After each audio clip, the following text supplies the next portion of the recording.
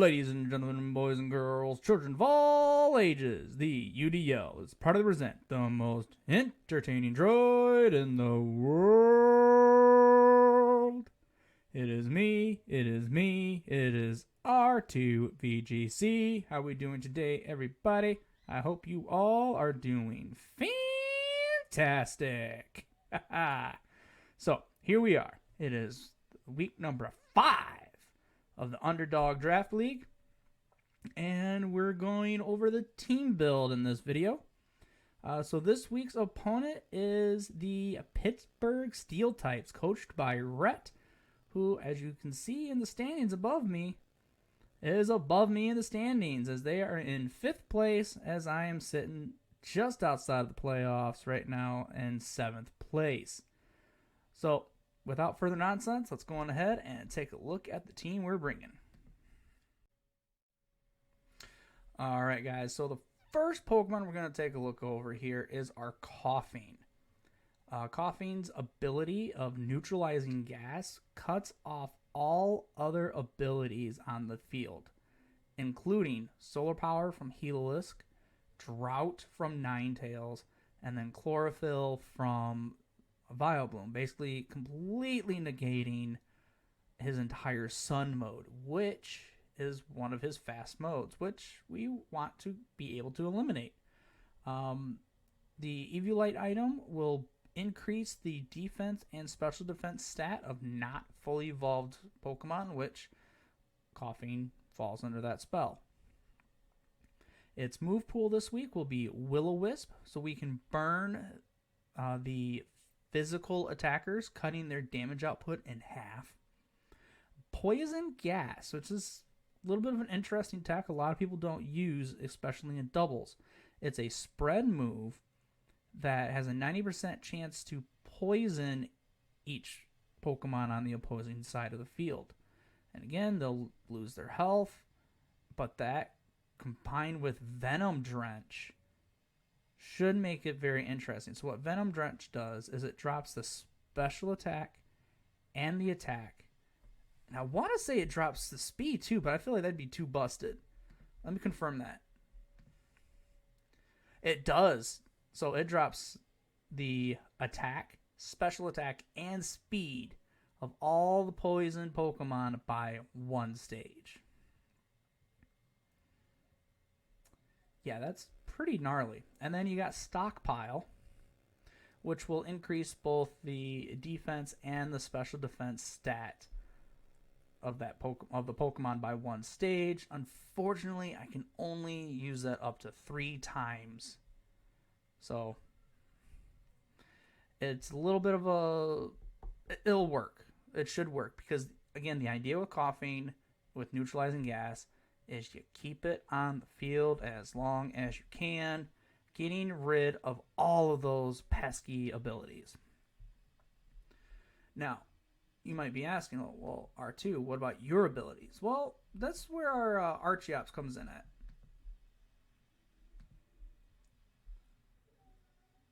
There it goes. So our Archeops gets the ability Defeatist. Basically, once it gets to half HP, its special attack and physical attack stats are cut in half. So if you get rid of Defeatist, it gets to maintain its damage output the entire time. Now, the benefit for this is we're not really running an offensive Archeops this week. We are going for a Choice Scarf. Again, for those of you that may remember from last week, that multiplies the speed by 1.5.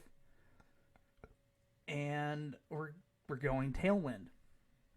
And the cool thing about our matchup this week is Archeops with Choice Scarf will now outspeed anything on our opponent's side of the field, including other Scarfed Pokemon, because his fastest Pokemon is Heliolisk at base 109. Archeops, base 110. And we're going full speed investment, so there's not a thing out there that isn't going to be outsped by Archeops. Or that's not going to be outsped by Archeops, sorry. So we got our Tailwind. We have our U-turn just to get that switch out. We have Air Slash and Meteor Beam. Meteor Beam and Air Slash are more if, like, I find myself in a situation where I have to Dynamax Archeops. I have functional options. But our main Dynamax candidate this week is going to be the True King Entei. Let's go ahead and make him shiny, because that's one of our shiny Pokemon for the season. This week we are running a physical set, and the 100 speed investment will allow him to outspeed everything under Tailwind, including a Scarfed Heliolisk. And Sacred Fire, Stone Edge, and Stomping Tantrum hits everything on our opposing team for at least neutral damage in one of them. And we're throwing the Life Orb just to try to pick up a few extra KOs along the way. And our next Pokemon is Glilly. This is fun. This is one of our fun modes that we're going to have. We've got Frost Breath, which is a guaranteed crit. And that's important for our next Pokemon, and we'll take a look at. Then we've got Ice Shard, which is a priority move, so if somebody is down on health, I can snipe them off. And then Leer, which will drop both opposing Pokemon on the other side of the field's defense by 1, and then Protect. It's a Scarf Pokemon, so there's absolutely no reason to put any sort of bulk into it. So we're just going full speed, full special attack. And that Frost Breath is going to be really helpful for our Crocodile. And this is our fun set this week. We are bringing Earthquake, Rock Slide, Darkest Lariat, and Endure. Now, what Endure does is it guarantees that your Pokemon will endure the turn and will have at least 1 HP left, regardless of the attacks that's coming in.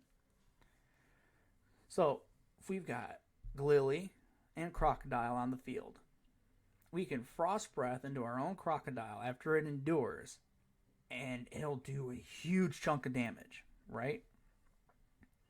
The payoff for this strategy is Crocodile's attack stat, will now go to 6 stages, maxing it out.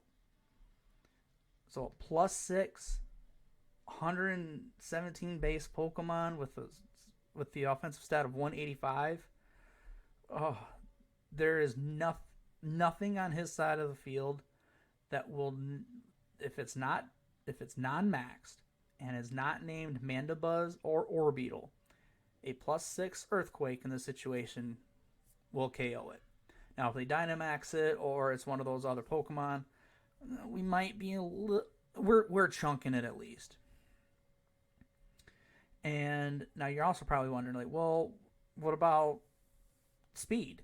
Well, that's where the Cut-Stop Berry comes in at. So the Cut-Stop Berry, once the Pokemon is at a quarter of its health, it will move first in its priority bracket. Meaning, as long as the Pokemon doesn't, and any other Pokemon doesn't have like a priority move, such as Fake Out or Sucker Punch, Croc's going first. So we can either switch in our Archeops or Protect on our Galili turn 2. Earthquake, 1 if not 2 things are dying. So I think that's the fun set for this week. This is one of the reasons why I picked Crocodile up, was for this set. And then our last Pokemon is our Silk Scarf Kangaskhan. So what Silk Scarf does is it increases the normal type attacks by 1.2% time multiplier. On top of the stab, that means Fake Out and Body Slam are going to be doing some serious damage. And then you got Drain Punch, which, again, those two combination will hit anything and everything on his side of the field for at least neutral damage. meaning that his only normal type resists are weak to fighting type. Excuse me. So that's the team this week. Again, Rhett is a very good player. I mean, he's 2-2, just like we are. So it will be interesting to see how this matchup goes. Again, guys, please don't forget to EV the mouse to one-hit KO both the like button, and if you've not done so, hit that sub button. Each like and sub and comment means the world. Greatly appreciate it, and would appreciate the continued support that y'all have been able to show me so far. We are trying to grow the channel the best I can, and that helps with you guys by, again, hitting the likes, dropping comments, subscribing. Mess with that YouTube algorithm so more people see the channel. But without further ado, guys, or further nonsense, I'll see you guys next time. Bye.